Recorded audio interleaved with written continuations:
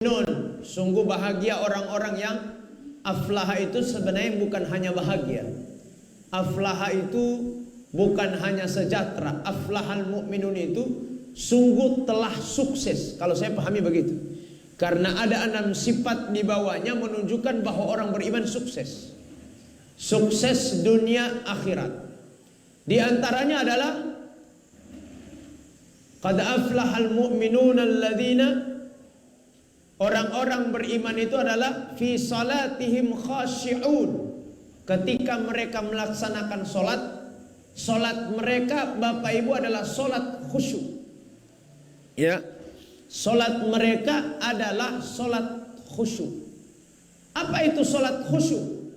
Sebagian ahli tafsir mengatakan solat khusyuk itu adalah solat yang dilaksanakan sesuai dengan aturan dan waktunya yang berlaku. Ya, waktunya berlaku. Kalau dia asar di awal waktu asar, kalau dia zuhur di awal waktu zuhur, sekalipun ada waktu tengah, ada waktu akhir, tapi dia ambil as-salatu fi awwali waqtiha, solatnya di awal waktu. Itu yang maksudnya. Itu namanya khasyi'un. Tapi sebagian ulama mengatakan kata khasyi'un, solat khusyuk, tidak hanya ditafsirkan di awal waktu, tapi maksudnya khusyuk itu dalam proses pelaksanaan. Allahu Akbar. Bismillahirrahmanirrahim. Khusyuk maknanya konsentrasi. Dia konsentrasi membaca apa yang dia baca, dan dia konsentrasi memahami apa yang dibaca oleh imam. Ya, itu namanya khusyuk, namanya konsentrasi. Pemahaman kedua ini, khusyuk bukan hanya di awal waktu solat dilaksanakan, tapi khusyuk adalah orang konsentrasi dalam ibadahnya, tidak konsentrasi pada yang lain. Itu khusyuk. Ada syekh di Mesir, di khutbah Jumatnya, saya belum periksa riwayatnya benar atau tidak. Dia bilang begini, kana Nabi sallallahu alaihi wasallam yusalli salatan. Nabi pernah melaksanakan satu salat. Waja'a ahadum minas sahaba, datang seorang sahabat, wa tarakal bab, dan kemudian mengetuk pintu. Nabi lagi salat. Wa sallama alaihi, dan setelah dia ketuk pintu, dia ucapkan salam pada Rasulullah Muhammad. Assalamualaikum. Syekh itu bilang dalam bacaannya, Nabi sementara khusyuk dalam sholat, ternyata masih bisa menjawab salamnya tamu. Jadi Nabi hem tabia, lo dungohe talo salamu, maka Nabi bilang wa alaikumus salam. Rasulullah lanjutkan, sholatnya tidak putus. Yang kedua datang lagi, assalamualaikum wa huwa yusalli, dan Nabi sholat. Ini guru kami di sana cerita. Nabi jawab lagi, wa alaikumussalam warahmatullah. Yang ketiga datang, juga mengetuk pintu, ucapkan salam, assalamualaikum. Maka Nabi tidak menjawab salam. Kenapa?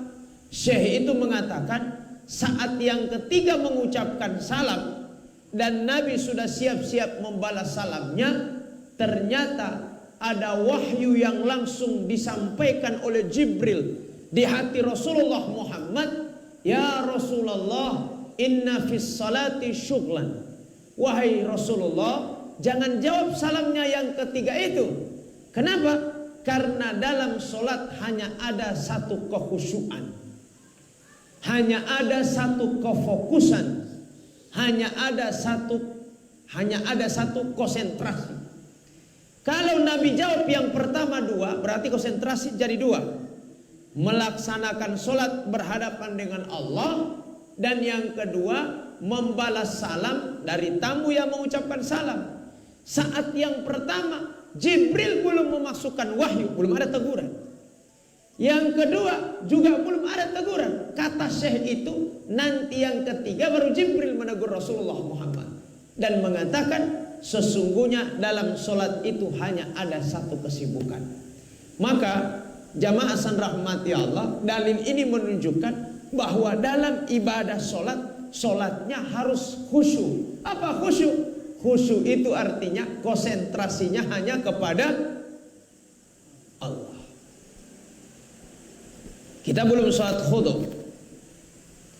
Nabi bilang yang kedua, jamaah san rahmati Allah, Rasulullah katakan, la salata fi hadratit ta'am. Tidak boleh sholat berhadapan dengan makanan yang tersedia. Mahiat turwagaga, ya, mahiat turwagaga model balaka beta. Mahiat turwagaga pa. Walau kuah putih lio, kuah merah lio, walau kuah bugis lio, kuah Arab lio duo. Ada semua yang enak bertepatan dengan sholat. Pertanyaannya, makan dulu atau sholat dulu? Kan begitu? Oke, makan dulu bagi yang suka makan. Ya, Ustadz, kalau saya tidak boleh sholat kenapa? Karena saya sholapar. Jadi saya makan dulu. Ada lagi Ustadz, seperti kemarin kita pertemuan para ulama, makan dulu atau sholat dulu? Saya mau sholat. Kenapa? Karena saya so makan kamar dari awal. Wih, berarti ini kondisional ya. Ya, saya makan dulu karena saya lapar. Ini kondisional Pak. Tapi hukum secara umum kata Nabi, jika sudah tersedia makanan berhadapan dengan kita mau sholat, la salata fi hadratit ta'am. Tidak boleh sholat, tidak ada sholat berhadapan dengan makanan. Yang sholat sebelum dia makan makanan yang tersedia, sholatnya sah. Hanya yang dikhawatirkan terjadi dua kehusyuan, dua konsentrasi. Benar itu yang baca Fatihah, tapi untuk malah alia itu kuah bugis total ya. Itu yang masalah. Ya, mali duluan niati Pak, niatim tabia, wal niati museka itu kuah bugis. Maka la salata fi hadratit ta'am, harus hati-hati. Maka orang rata-rata makan dulu atau sholat, orang pilih makan dulu baru sholat. Tapi alasannya ternyata beda. Kenapa makan dulu? Biar nanti ingat-ingat sholat ketika makan. Asal jangan ingat-ingat makan ketika sholat. Masih siap boleh tamet abu. Ya. Tapi yang saya tanya adalah, kalau memang begitu, memangnya kalau sholat hanya ingat makan atau ingat lain? Kan begitu tuh? Ingat banyak. Berarti sama Bu. Hanya kenapa? Sama kita menghayal yang lain. Tapi kenapa makanan didahulukan? Makan dulu didahulukan daripada sholat? Jawabannya satu. Jawabannya biar memperkecil volume hayalan. Ya. Dada tahu hayal ya Pak? Ya. Poki kiamah volume itu. Artinya kalau kita makan, kita sudah makan, maka potensi menghayal makanan sudah berkurang. Tetap, subhanallah. Kita sudah menghayal yang lain yang gratis itu, yang tiba-tiba datang, dan itu artinya jamaah san rahmati Allah, kita memperkecil volume hayalannya.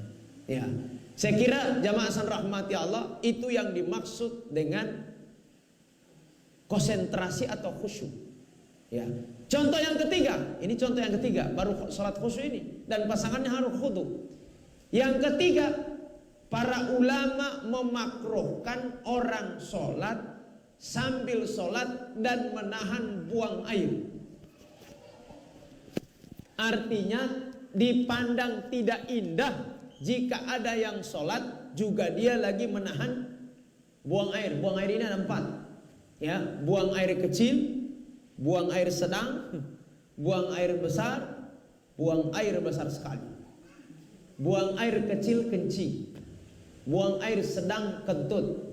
Bisa jadi sedang jadi besar sesuai yang keluar. Ustaz kalau keluar mai bogas, bos sedang itu. Ya. Ustaz kalau keluar mai jago gas, lo ulawa mai ngope. Lo jatuh kamus. Ya, maka dia buang air besar. Oh besar sekali, mencret. Kan keluar semua Pak, dikubul dan dubur. Makruh hukumnya sholat orang yang lagi sholat dan menahan buang air. Makruh. Ustaz sholatnya sah? Sah kalau dia bisa tahan. Tapi makruh itu tidak beradab. Kenapa sampai dimakruhkan? Khawatirnya yang ketiga tadi sama dengan tadi. Mau jadi dua kehusuan. Ya.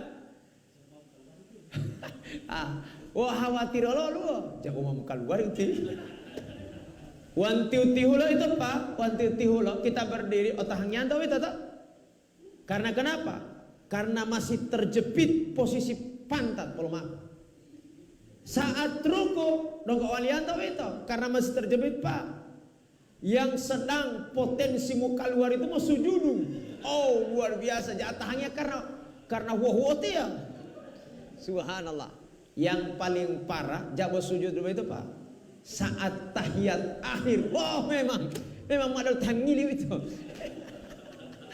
Ya itu tahiyat akhir seperti orang jongkok. Memang tabu kata. Maka jadi ada dua konsentrasi ibu.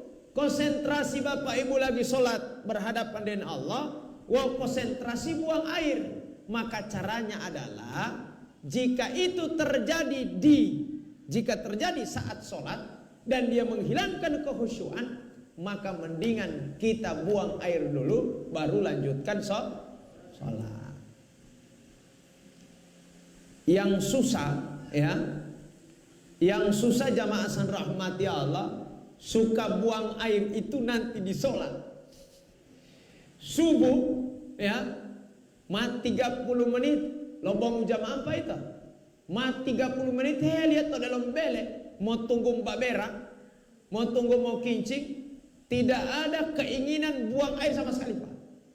Nanti soka masjid tua memang takbir Allahu Akbar, mahilah mengili.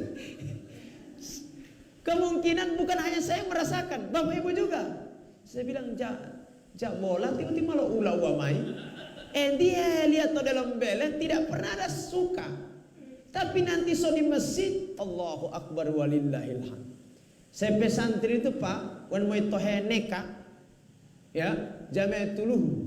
Tapi an hulu atau tihi metuluh. Saya bilang, Ustadz meruqyah kamu, so ada setan sama kamu ini. Subhanallah. Kita itu diganggu oleh setan pak, tetap dia setan. Alladzi yuwaswisu fi sudurin nas minal jinnati wan nas. Bayangkan kalau di tempat begini ngantuknya luar biasa daripada di tempat yang lain. Dan kondisi yang paling berat ditahan itu saat sholat Jumat. Ya, saya lagi cari-cari dalil, adakah memang setan yang besar yang diturunkan oleh Allah untuk mempengaruhi orang yang lagi dulu. Satu, di kondisi tengah hari. Yang kedua, kemungkinan dia belum makan. Yang ketiga, tatalul kipas angin. Yang keempat, mungkin setan dalam tiba itu pengaruhnya luar biasa. Ya, walau itu pengaruhnya berarti bukan kesalahan setan. Ya, pema itu talati. Masya Allah. Tapi kalau misalnya, agur terdoa, Masya Allah. Terdoa. Tapi jamaah san rahmati Allah, kalau tidak ada kipas angin, kita tidak ngantuk, sholatnya tidak waktu zuhur, bukan waktu tidur, dan kemudian kita ngantuk pak, itu ada hembusan tiupan setan yang kemudian mempengaruhi kita. Subhanallah. Saya baca hadis, idza adzanal muadzinu, apabila si tukang azan mengumandangkan azannya, maka setan lari. Apa namanya? Tunggang langgang. Ya, maka setan lari dengan cepat.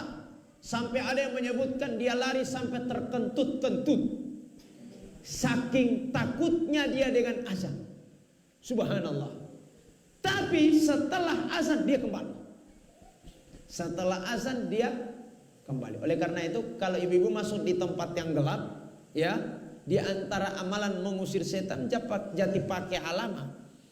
Ya, jati pakai alamat, tapi cukup azan. Karena loyal Nabi itu cukup. Ustaz, saya takut azan ke sana. Allahu Akbar, Allahu Akbar. Karena Nabi bilang itu, idza adzana al-muadzinu, kalau ada yang azan, setan lari tunggang langgang dia. Masalahnya jamaah san rahmati Allah, kita belum mengamalkan itu. Maka oleh karena itu, orang yang buang air, orang suka buang air saat sholat, hukumnya makruh karena jadi dua, ada konsentrasi. Yang kedua, orang sholat juga saat saat makanan tersedia juga hukumnya makruh. Ustaz terlanjur sholat, tidak, sholatnya sah, hanya sisi adab dan tertibnya itu dia melanggar, sehingga Allah kurangi dari sisi itu, dari sisi pahala. Yang terakhir nanti kita kembangkan di diskusi. Kalau tadi namanya sholat khusyuk, yang kedua adalah sholat khudu. Apa khudu? Kalau khusyuk konsentrasi, tapi kalau dia khudu itu adalah ketundukan. Kata khudu, tunduk. Ada rumusan sederhana dalam penafsiran saya, semua orang khudu pasti khusyuk, tapi tidak semua orang khusyuk dia khudu. Dalam bahasa Arab, dalam bahasa Indonesia, setiap orang sholat dengan bentuk ketundukan, dia tunduk kepada Allah, maka pasti dia konsentrasi, karena tunduk hasil dari konsentrasi. Tapi tidak semua orang yang konsentrasi dia tunduk. Betul dia berdiri konsentrasi, tapi ketundukan itu belum tentu ada pada dirinya. Tunduk itu apa? Tunduk itu dalam kalangan ahli tasawuf, tidak ada yang diingat saat itu kecuali Allah. Ya, Ustaz, bagaimana itu mau ingat hanya Allah, yang lain masuk semua? Karena dia otomatis. Subhanallah. Syekh Hisam Abdul Razak Al-Himsi dalam kitabnya dia menyebutkan ada beberapa sahabat Nabi yang sholat melupakan dunianya, yang dia tahu hanya Allah, sampai panah yang ada di belakang mereka dicabut oleh sahabat yang lain, tidak dirasa oleh mereka. Saat mereka sudah takbir sampai salam, dilepaskan panah itu yang ada di belakang mereka, dan mereka baru sadar setelah mereka salam. Setelah ditanya, darah yang keluar Anda tidak rasakan dari panah? Tidak. Kenapa? Karena kekhusyuan sholat adalah kenikmatan yang bisa mengalahkan semua ahwal dunia, atau semua kesedihan dunia atau musibah dunia. Itu ditulis dalam kitabnya Syekh Hisam Abdul Razak Al-Himsi. Ada sahabat yang sholat, ya, tidak ada yang dia ingat kecuali Allah. Makam tingkatan ini tinggi sekali. Kita masih di tingkatan awam, cukuplah kita khusyuk, tidak sampai pada tingkatan khudu yang sempurna. Tapi tetap berusaha, jamaah san rahmati Allah. Kenapa? La yukallifullahu nafsan illa usaha. Allah tidak memaksakan satu ibadah di mana ibadah itu tidak bisa dilaksanakan oleh seorang hamba. Maka yang dimaksud dengan sholat khudu adalah sholat di dalamnya ada ketundukan. Bagaimana tunduk? Tidak sekedar dia berzikir dan mengingat Allah Subhanahu wa taala, tapi usahanya bagaimana menghilangkan semua keinginan hawa nafsunya dan semua keterampilan dan kelebihannya. Di antaranya apa? Ketika dia baca Fatihah dia khusyuk, tapi lebih banyak akunya, kitanya daripada Allah. Itu tidak khudu. Allahu Akbar, dia bilang Allah Maha Besar, tapi dalam hati hello karajama itu endi. Kita yang tutup pintu tadi itu karena yang kita lihat tidak ada yang tutup pintu, baru kita antar ke sana itu ini. Dalam hatinya kita lah karaja endi nggak ambil itu pak. Tak bawa kamari itu semua dalam ibadahnya Allahu Akbar, tapi dia lagi melebihkan aku. Pengaruh yang dari luar itu maksudnya. Memang mau tak juara satu, memang mau tak gagah suara liur, ya itu tidak terucap pak, tapi dalam hati Allahu Akbar batal gara-gara kita mengagungkan, kita mensakralkan diri kita saat ibadah. Tidak terucap, tapi Allah tahu kita Allahu Akbar dalam lisan, tapi kita ingat kelebihan kita. Subhanallah. Allahu Akbar. Waliyauti apa tabiam nak di Bapak Bupati. Waliyau penjamu dungkai lo asisten dia mah langsung. Hem tabiat dia, tapi akunya DP keterampilan memang mau tak jago. Muncul kamar semua itu Pak, tidak terucapkan secara lisan, tapi dia tidak khudu. Ya, DP pahala potong kalakuan. Ya, potong kalakuan apa? Dia ucapkan takbir Allahu Akbar, dia konsentrasi, khusyuk, tapi dia tidak khudu. Maka oleh karena itu dalam pendekatan tasawuf disebutkan khusyuk dan khudu itu diantara usahanya adalah menenggelamkan aku dan menghadirkan dia. Tenggelamkan aku, tenggelamkan ego, keterampilan kelebihan yang masuk ketika sholat dan itu dihayalkan, disakralkan. Yang tampakkan adalah huwa, dia Allah subhanahu wa ta'ala, yang Allahu Akbar, yang sami Allahu liman hamida, yang asyhadu an la ilaha illallah wa asyhadu anna muhammadar rasulullah. Saya kira jamaah san rahmati Allah, pengantar ini insya Allah bisa membersamai kita dalam dinamika diskusi kita hari ini insya Allah. Dan ini sangat penting, minimal sebentar sholat subuh, zuhur, asar dan seterusnya, insya Allah minimal kita berusaha tidak sekedar khusyuk, tapi juga kita harus khudu kepada Allah subhanahu wa ta'ala. Baik, terima kasih. Dan untuk sesi tanya jawab kami serahkan kepada Master of Ceremony. Falyatafaddal mashkura.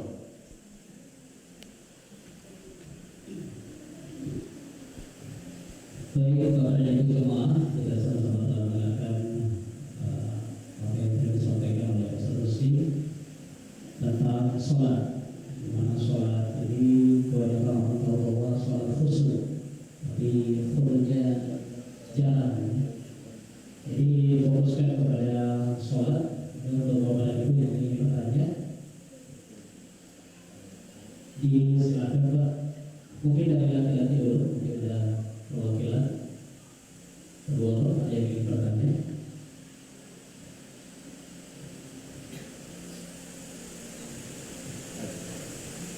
Ya, silakan. Assalamualaikum warahmatullahi wabarakatuh.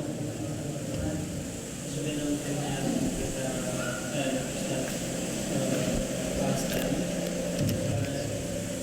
Saya ingin minta tip dari Ustaz bagaimana cara kita bersyukur, karena kan setiap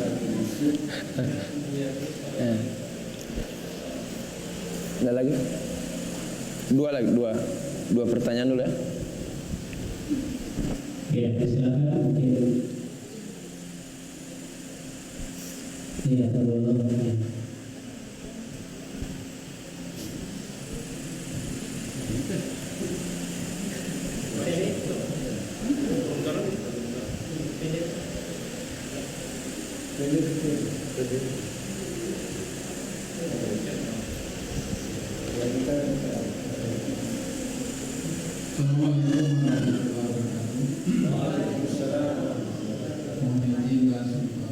Ya. Ada pernyataan pokok Apa? yang penting pada takbiratul ihram itu kita khusyuk, baru nanti sudah salam dan kita khusyuk. Jadi di antaranya itu kosong.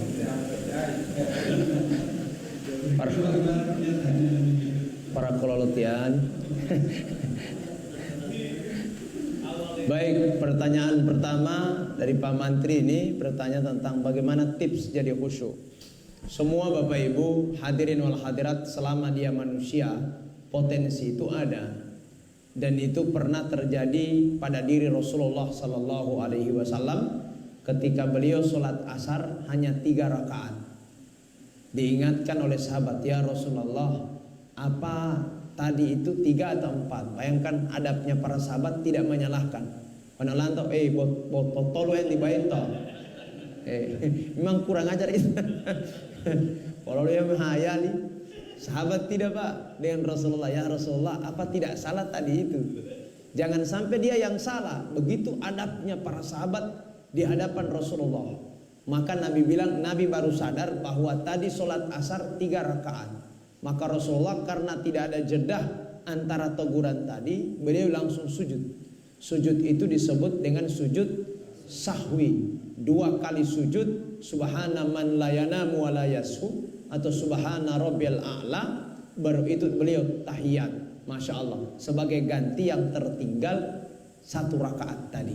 Ini artinya Nabi saja yang masuk pernah mengalaminya, apalagi yang kita bukan Nabi.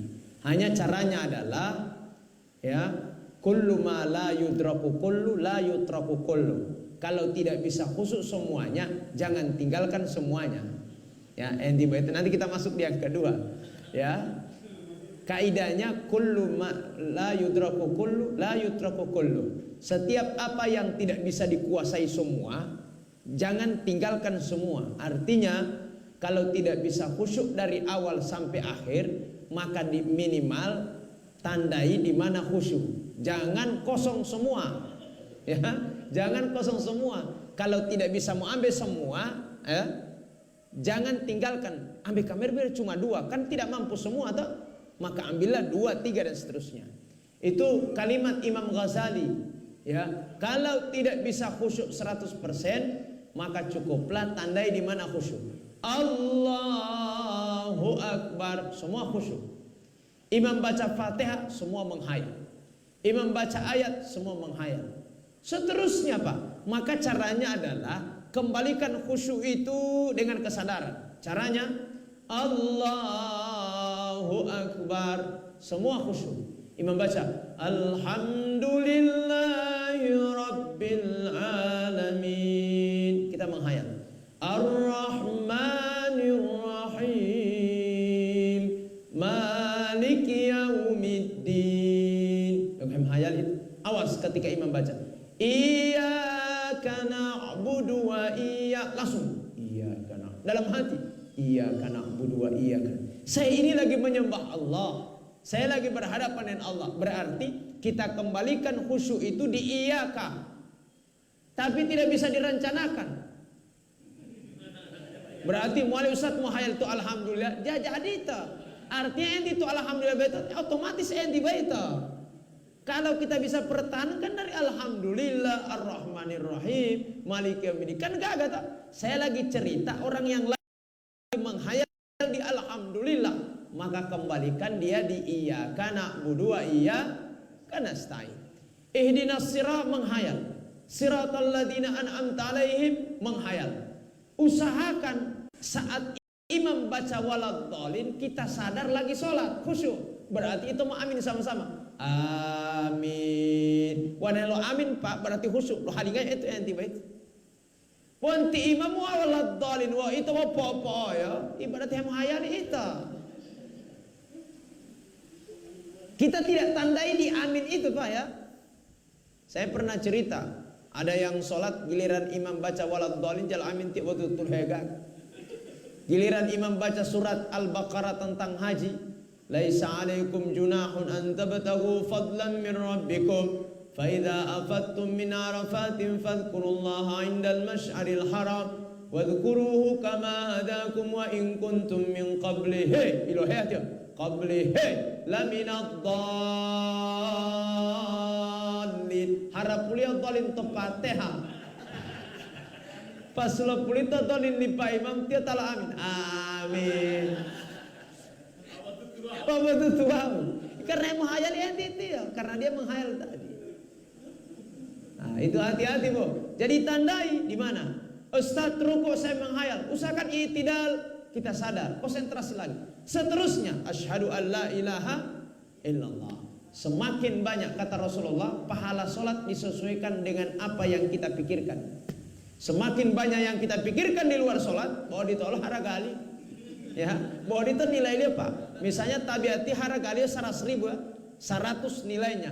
Mau hayali itu lo hayali pangimba misalnya, ibu lo 90. Lo hayali kandang misalnya, ibu lo 80. Lo hayali toko misalnya, atau di jalan ibu lo 50, 40, 30, 20, 10.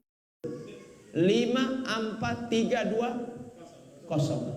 Maka Nabi bilang, sayati zamanun ala ummati, akan datang satu zaman pada umatku yusalluna wala yusallun. Ada yang sholat tapi sesungguhnya mereka tidak sholat. Yang kedua kata Nabi, kam min qaimin laisa lahu min salatihi. Begitu banyak orang yang sholat tapi tidak dapat dari sholatnya kecuali illat ta'ab, kecuali kelelahan, keletihan, bolo otak puongolo, ya, lo otak puongolo hemo hayali, lo otak puongolo hem tabia, ilongolo lo hayali, subhanallah. Maka caranya adalah bikin tanda di mana konsentrasi itu bisa dikembalikan.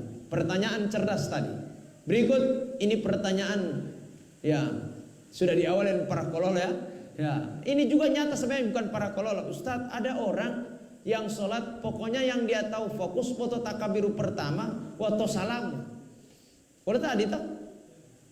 Ada kemungkinan itu keyakinan. Jamaah san rahmati Allah, itu masih mendingan Pak daripada yang menghayali terus. Ya, dogo gaga ya uti karena dogo lo modal lem dulu. Ya.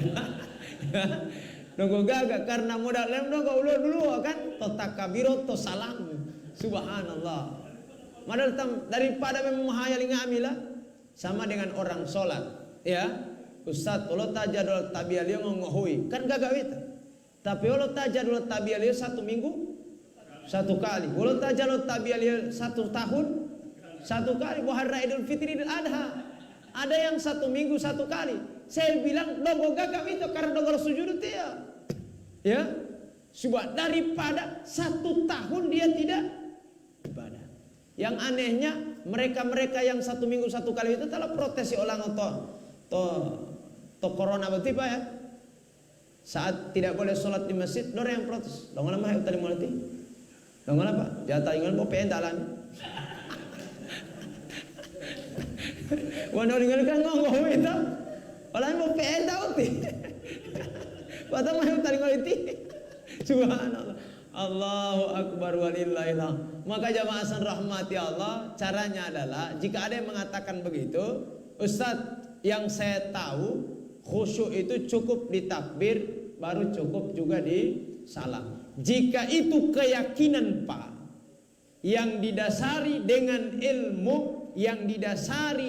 ilmu, maka ibadahnya fatal. Tidak boleh. Karena dia meyakini sesuatu yang keyakinan itu berbeda dengan kesepakatan para ulama. Ulama dari hadis Rasulullah berharap khusyuk dulu 100%. Tidak mampu tandai, kan begitu. Tapi kalau masuk keyakinan, pokoknya Allah Ta'ala dia khusyuk to awal to akhir. Kenapa? Alasan luo. Misalnya dia alasannya berdalilkan tasawuf, berdalilkan ada pemikiran orang, perkataan guru, maka ini ilmu yang bisa menyesatkan, mau dudu atau Bapak Ibu, dan dosanya menyebar. Saya kira begitu. Maka caranya adalah kembalikan pada yang tadi, bahwa khusyuk diharapkan pertama sampai terakhir. Jika tidak mampu, maka cukuplah ditandai di mana posisi kita bisa khusyuk. Saya kira begitu.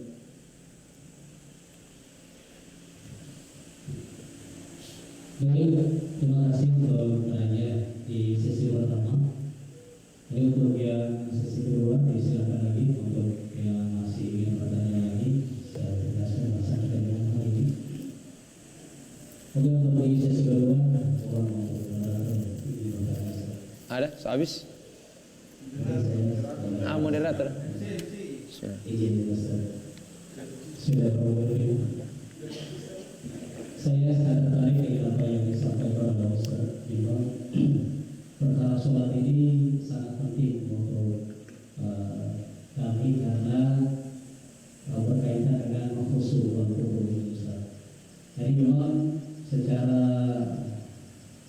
umum memang kekhusyukan dalam sholat ini sulit kita terapkan, sulit untuk diimplementasikan dalam kehidupan ketika saat sholat.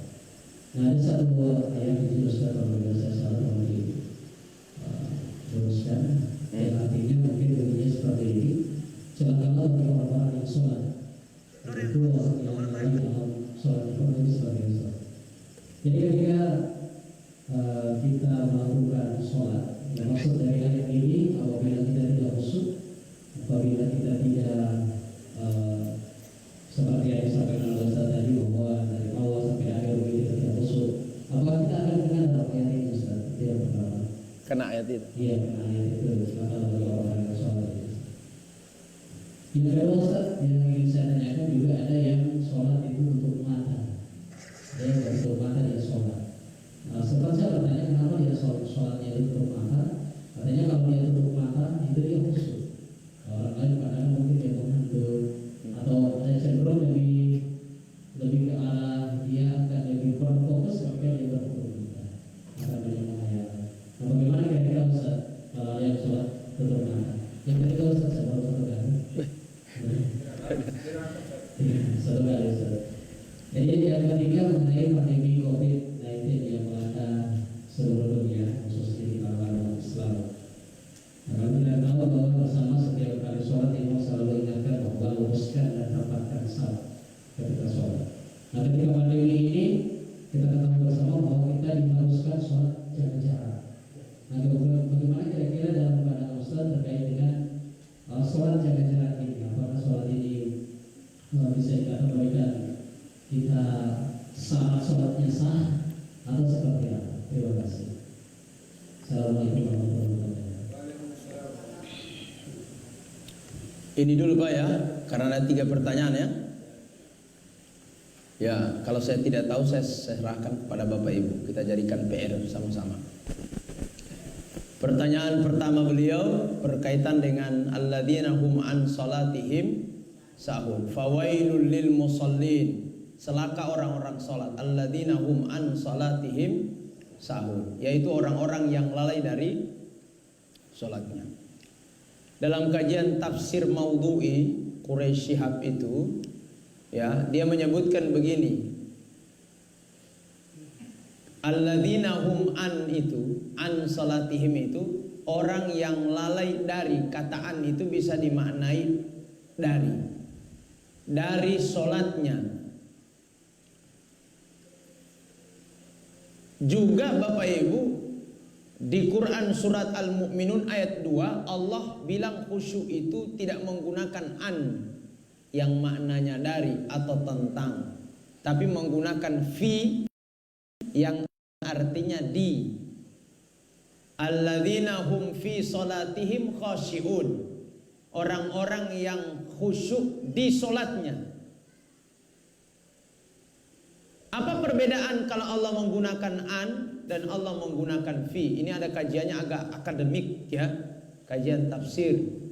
Jadi kalau Allah menggunakan fi dalam Quran surat Al-Mu'minun ayat 2, fi itu maknanya adalah kekhusyuan di dalam sholat. Atau mahasiswa bilang ada aspek internal. Alladzina hum fi sholatim khashi'un, bahwa khusyuk memang di dalam sholat. Tidak boleh dia di luar daripada sholat, sehingga dia pakai fi. Tapi kalau Allah bilang alladzina hum an salatihim sahun, kata an, orang yang lalai dari sholatnya, dari di situ an itu Pak, itu maknanya bukan hal yang berkaitan dari, bukan aspek internal, tapi aspek eksternal. Ya, aspek eksternalnya apa? Orang yang celaka dalam sholat itu adalah orang yang tidak mampu membawa, orang yang lalai dari nilai-nilai sholatnya setelah sholat. Kataan itu dimensi eksternal. Kalau dia fi, kalau Allah bilang alladzina hum fi salatihim sahun, maka celakalah orang sholat, yaitu orang-orang yang lalai dari sholatnya. Kalau pakai fi di situ, maknanya adalah kekhusyuan di dalam, maka orang yang sholat asar jadi 3 rakaat tiba itu Pak, tilopot talat tabialio dan tidak diterima oleh Allah. Kalau dia pakai fi, tapi ternyata Allah tidak gunakan fi, Allah gunakan an, alladzina hum an sholatim sholat sahun. Celaka orang sholat, yaitu orang yang lalai dari nilai-nilai sholatnya. Siapa itu? Tidak diterima oleh Allah orang sholat, rajin juga korupsinya. Tidak diterima oleh Allah yang rajin sholat, rajin juga karlotanya. Tidak diterima oleh Allah sholat, orang yang sholat, rajin juga dosa dan kemaksiatannya. Kenapa? Inna salata tanha anil fahsya'i wal munkar. Berarti agenda Allah ingin menjadikan sholat ini mencegah perbuatan keji dan mungkar, tidak tercapai. Proyek ditutup, ya, LPJ ditolak. Model proyek itu, foto mak 2 bulan itu ya. Ya, foto mak 2 bulan. Ternyata belum untuk 3 bulan. Imo-ingo kepala dinas. Bupati marah. Kenapa? Dia beresiko administrasi keuangan.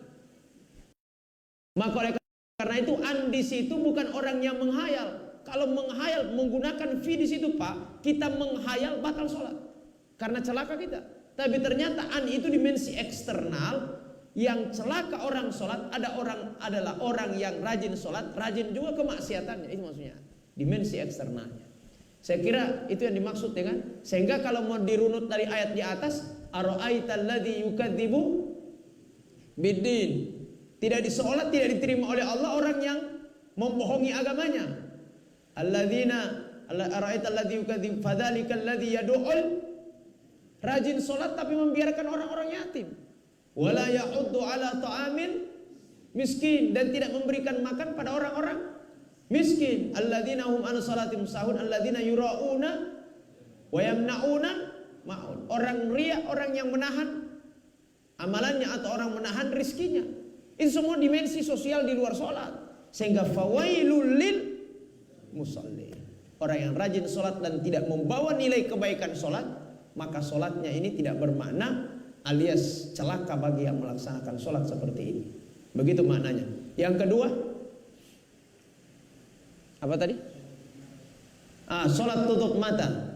Dalam kitab fikih sholatnya Hasbi As-Siddiqi, ada beberapa amalan para sahabat, para generasi sebelum kita, ada yang sholat, ya, tutup mata dengan beralasan bahwa tutup mata lebih khusyuk.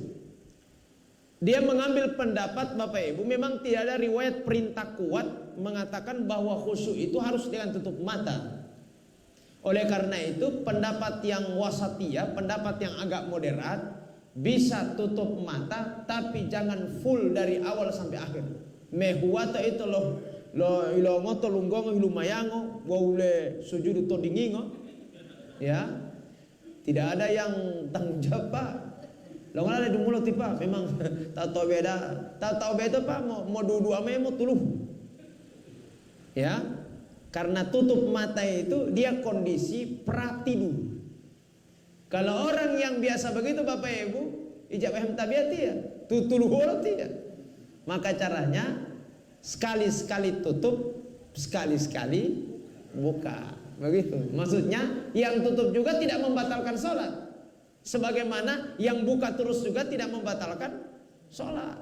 Tapi pendapat khairul umur awsatuha, ya, amalan yang paling gagah itu di tengah-tengah, tidak membahayakan juga tidak mengurangi yang lain. Kan begitu. Maka caranya adalah silahkan tanpa harus kita full dari awal sampai akhir. Yang ketiga, jaga jarak. Ya, jaga jarak ini nanti sekarang. Jamaah san rahmati Allah, ini jaga jarak.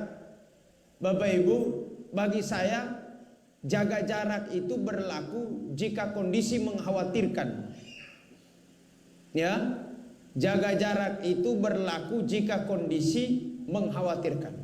Dan jaga jarak tidak berlaku kalau kondisi tidak mengkhawatirkan. Bagaimana dalilnya? Pertama, merapatkan saf, meluruskan dan merapatkan saf, hukumnya sunnah muakkadah. Tidak ada ulama yang mengatakan wajib.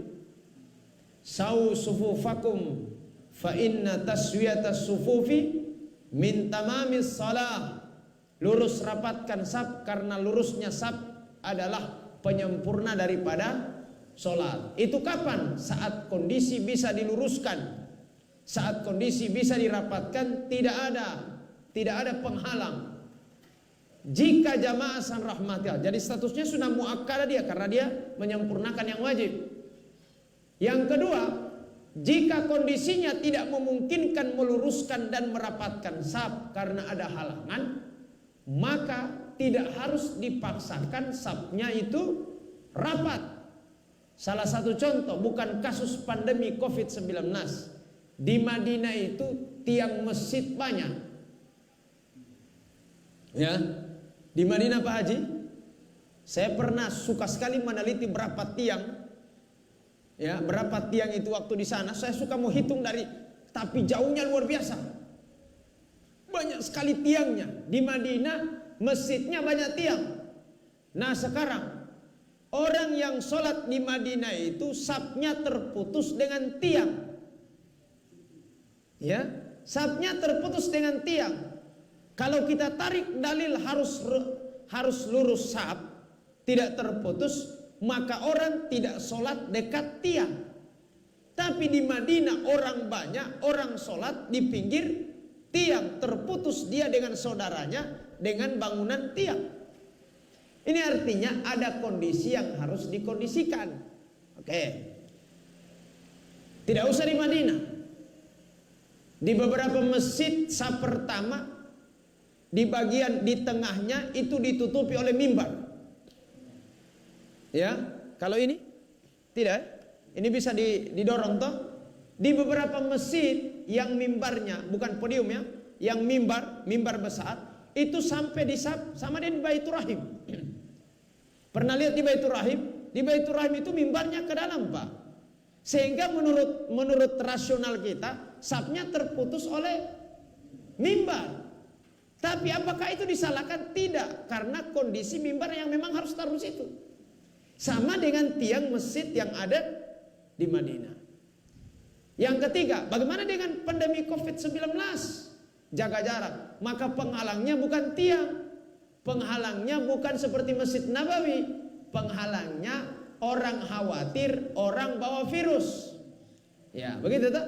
Jika kondisi mengkhawatirkan saudara kita yang dekat dengan kita, tak tempel dan kemudian dia ada wabah dan seterusnya, seperti kondisi awal Bapak Ibu, maka rekomendasinya boleh jaga jarak. Sholatnya biar tidak harus rapat. Tapi kalau kondisinya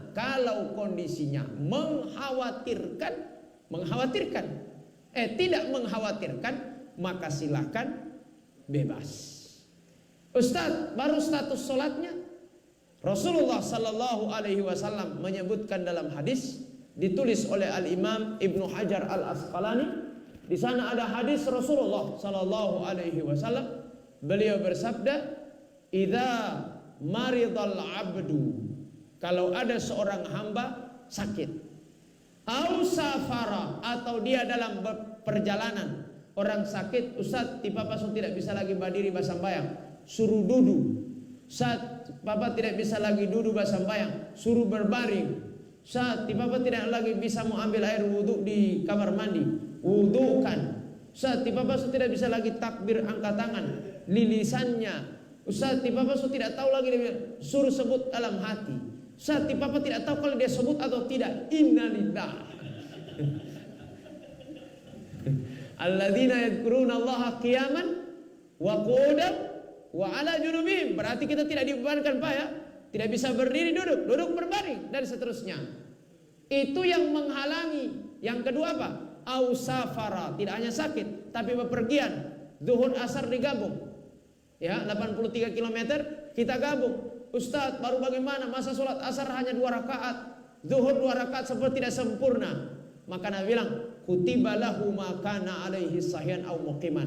DP nilai ibadah yang kurang tadi gara-gara sakit, tidak berdiri dia duduk dia berbaring, atau dia berperjalanan tidak 4 rakaat, boleh 2 rakaat, kutiba lahu ma kana alaihi sahyan au muqiman. Maka Allah catat solatnya dihalangi kesempurnaannya dengan sesuatu, sama halnya solat itu nilainya dengan jamaah, atau nilainya sama dengan solat yang rapat saf. Begitu. Saat kondisi tidak memungkinkan untuk kita rapatkan. Sekarang Bapak Ibu, saya kira kemarin sudah ada fatwa, sudah baca ya, dari Khalil Nafis, ulama NU di Majelis Ulama Indonesia. Tadi sudah disebarkan bahwa beliau hanya di berita itu, saya baca beritanya, menyebutkan Majelis Ulama Indonesia, tapi komentarnya dari kiai itu tidak ada resmi yang menyebutkan secara kelembagaan. Ya, saya belum lihat nomor suratnya. Hanya Majelis Ulama Indonesia yang disampaikan oleh Khalil Nafis memerintahkan untuk sholat sudah bisa dirapatkan tanpa harus jarak-jarak. Kenapa? Dikondisikan sesuai dengan kondisi mungkin kita bisa merapatkan. Jika tidak mungkin mengkhawatirkan seperti pertama, maka jamaah san rahmati Allah, kondisi saf sholat seperti itu dibenarkan dalam agama sambil kita menunggu kondisi yang berubah dan kemudian kita rapat safkan. Di Madinah begitu, di Mekah begitu, di Mesir taraweh kemarin bukan hanya 1 meter Pak, 3 meter. Subhanallah. Tapi tidak ada yang melarang karena yang sholat begitu para ulama, bukan orang, bukan ulama. Saya kira begitu ya. Ya, begitu Pak Moderator. Sudah ya? Pas jam 9. Sudah ada? Sana ada ibu.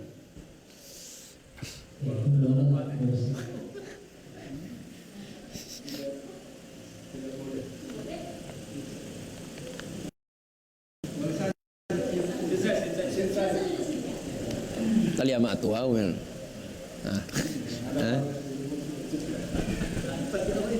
Ada? Terus.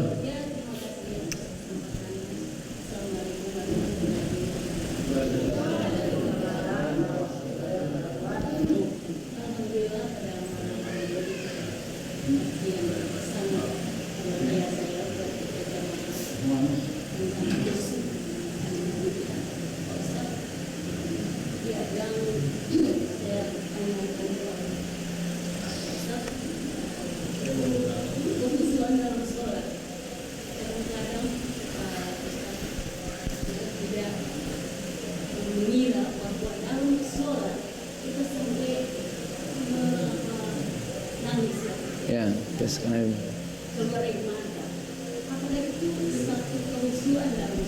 Baik.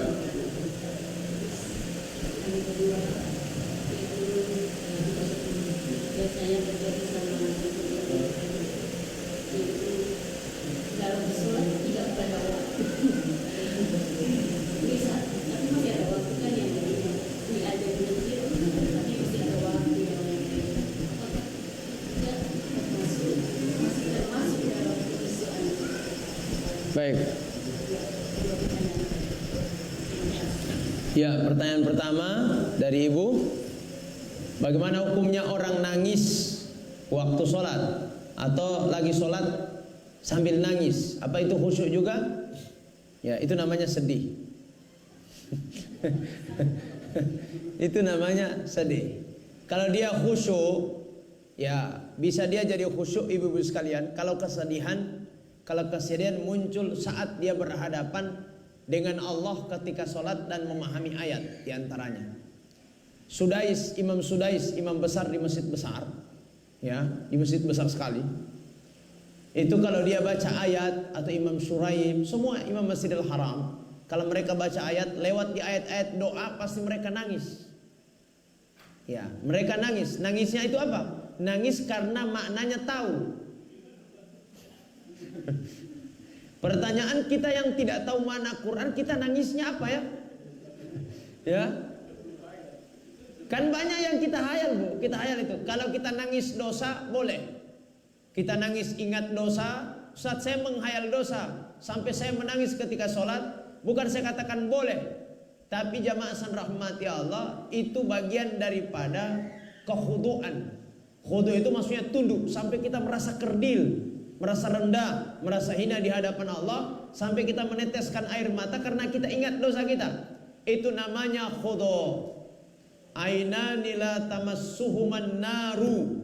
Ada 2 mata yang tidak disentuh oleh api neraka.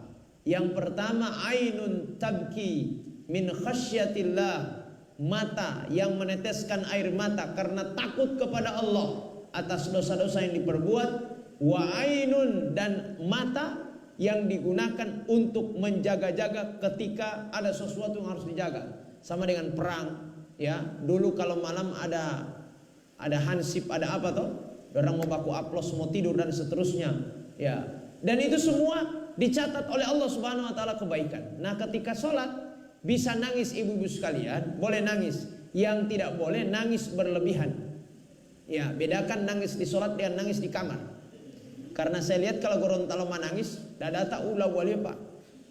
Ya, tidak boleh. Karena kalau dia berlebihan nangis, akan keluar kata yang bukan sholat. Karena ada keluar kata yang dikhawatirkan, kan keluar kata. Apalagi wan huruf vokal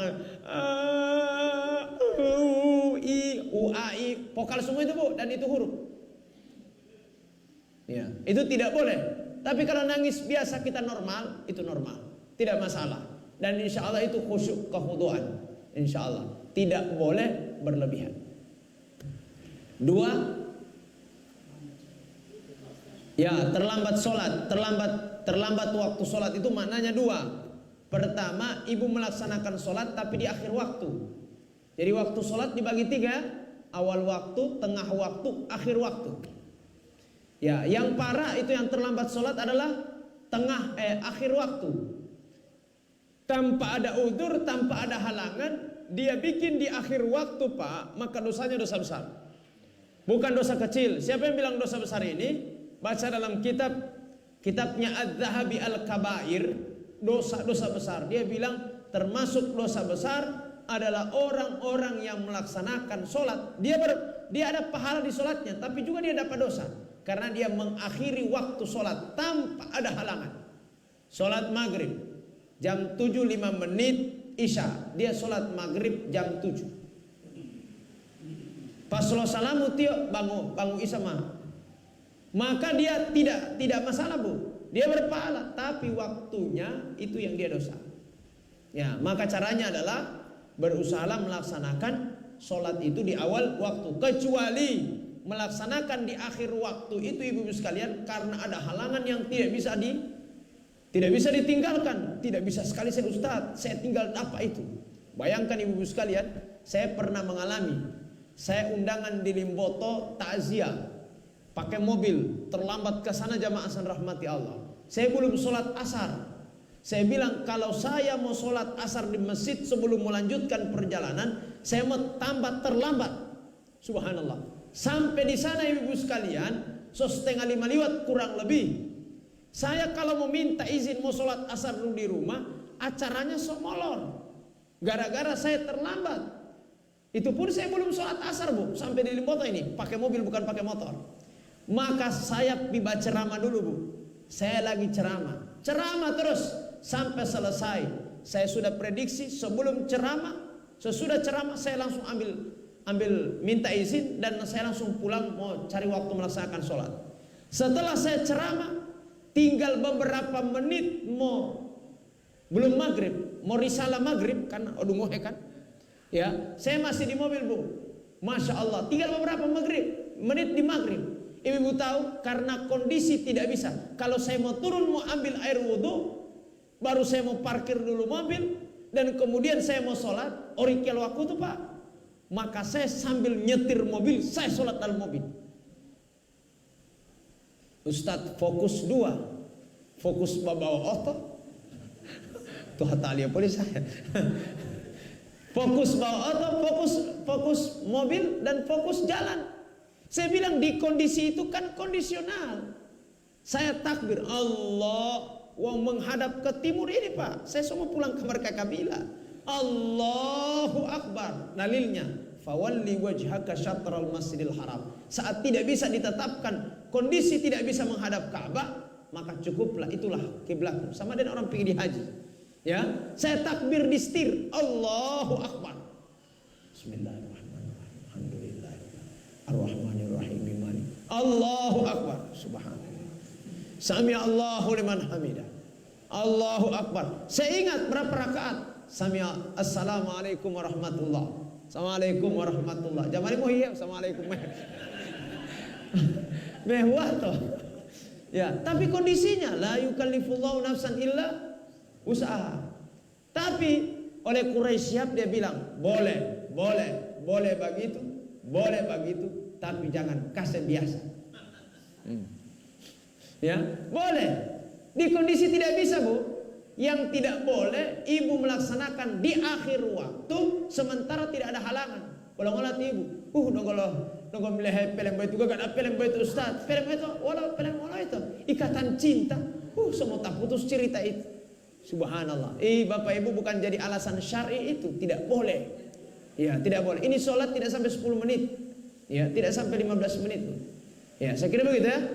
Ya, yang kedua. Ya, yang kedua Ibu, orang melaksanakan sholat di luar waktu itu namanya qada. Kalau di akhir waktu masih waktu ya.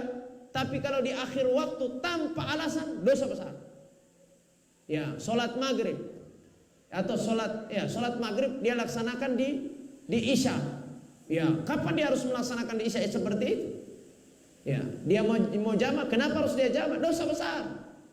Kecuali dia ada halangan, Ustadz, saya tidak sempat sholat. Nabi pernah sekali tidak sholat zuhur, tidak sholat asar, tidak sholat maghrib, tidak sholat isya.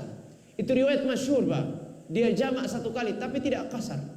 Zuhur, asar, maghrib. Sebagian menyebutkan Nabi melaksanakan itu di jamak 4 waktu sholat karena ada urusan perang dan penting sekali sampai tidak ada waktu untuk melaksanakan sholat itu. Tapi hanya satu kali, ya, hanya satu kali dijamak oleh Rasulullah Sallallahu Alaihi Wasallam. Yang kedua tadi apa? Oh sudah, itu yang kedua. Ya, terima kasih. Masih ada satu lagi Pak Ustaz. Singkat saja. Ya, yang pertanyaan saya Pak Ustaz. Jika Ya. lagi sibuk, itu doanya sangat dijawab.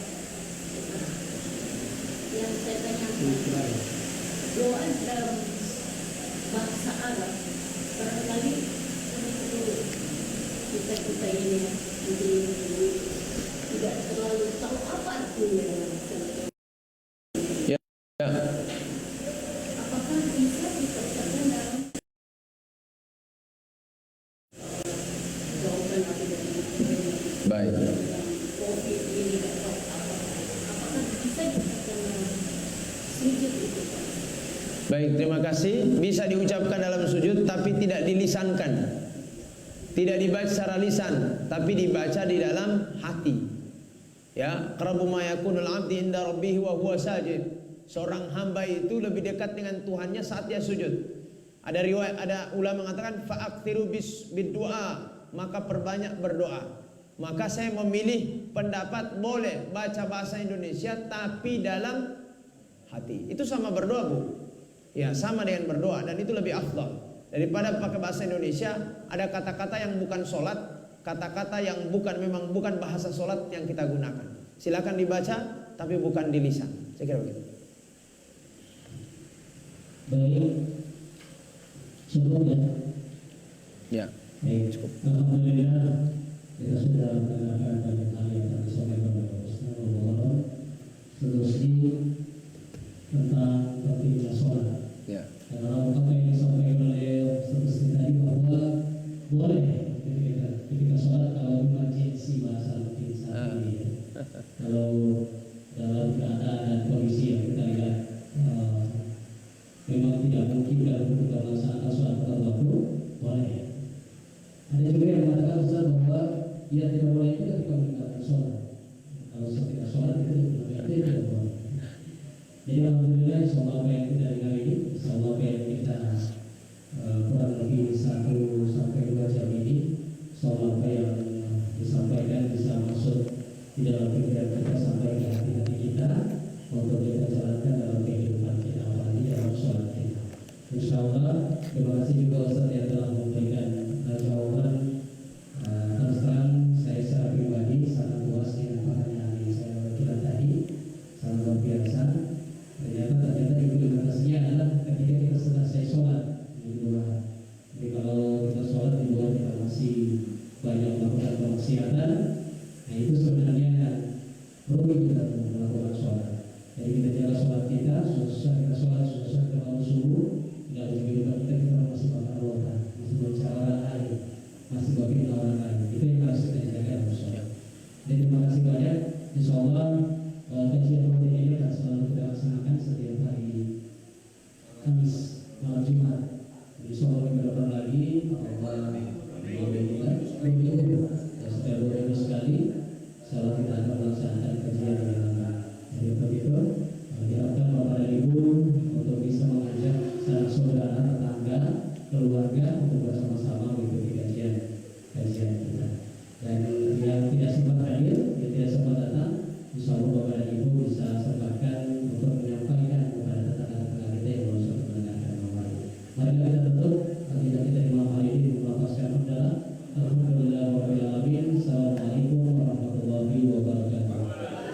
Waalaikumsalam warahmatullahi wabarakatuh.